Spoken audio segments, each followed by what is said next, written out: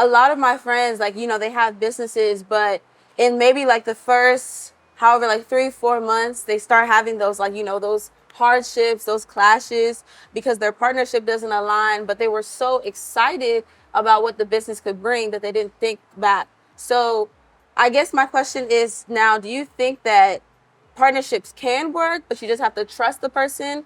Or should people start businesses just like, one, like solely by themselves, and then start to like look for investors and partners? Partnership can work, Mm-hmm. but a lot of things have to be well defined. Yeah. And it depends on the scale of the business. Do you understand? For instance, let me give a good example. I've seen people in church, do partnership. Mm-hmm. And they are doing partnership of 20, 30, 40,000, $50,000. And there is no legal documentation. That's foolishness. Yeah. You understand? And what people say is that, oh, I know Temi. Temi is my sister, from church, and we attend the same house fellowship. Yeah. So I trust Temi. No, you don't. You don't, because you've never dealt with Temi with money. Mm-hmm. You understand? You don't fully realize who your sister is or your brother is until money is involved. And I'm even talking biological sister. Yeah. You don't realize that until money. And I can even go further and say at times, you don't understand who your wife or your husband is until money is involved. You understand what I'm saying? When real money is involved, then you see a change personality entirely. Yeah, all the And you say, okay, what happened there?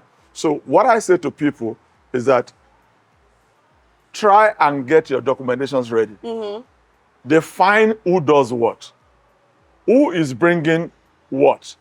If the business is going to be $50,000 and you tell me has the idea and I have the money, let's take it from there. Okay. You come with the idea and say, Pastor T, I have this idea, I want to open, a makeup shop. I want to do this and that. I say, okay, fine. How much will it cost, Temi? You say it's going to cost $50,000. I say, how much of this money are you bringing in? You say, Pastor T, I don't have the money. Do you understand? Yeah. But you have.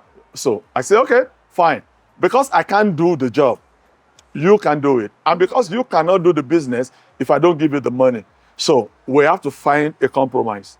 And the compromise might be, do I take 60% or you take 40?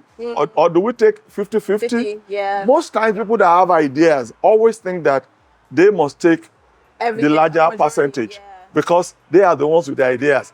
And I say, I don't fight you over that. But guess what? Let's see how far you will go without money. Do you understand? That's where the get stuck. That's so true. Once we define who gets what, then we now define who does what. Because if you have the idea and I'm bringing in the money, there is a way you have been working over time on this idea and you are running all over the place and you are working like 12-hour shifts. And there's a day you wake up and you're saying, what's happening here? I'm just laboring for Pastor T and he's going to share 50% from this money. No, it's going to change. Then you come back to me. Now, we've signed a contract. I said, Pastor T, I don't think this thing's going to work. I said, what do you mean? He said, no, I'm working too much. I said, you didn't think about that before we started? We signed the contract. What about? That's where people start having problems. Yeah. You understand? So it's always better to define what the expectations are. Because once expectations are not being met, then disappointments come in and people start fighting. Yeah. So don't think about the expectations. Write it down. Verbalize it. Let both parties know. Be on the, They understand. yeah, to on the same understand the page. thing. You understand?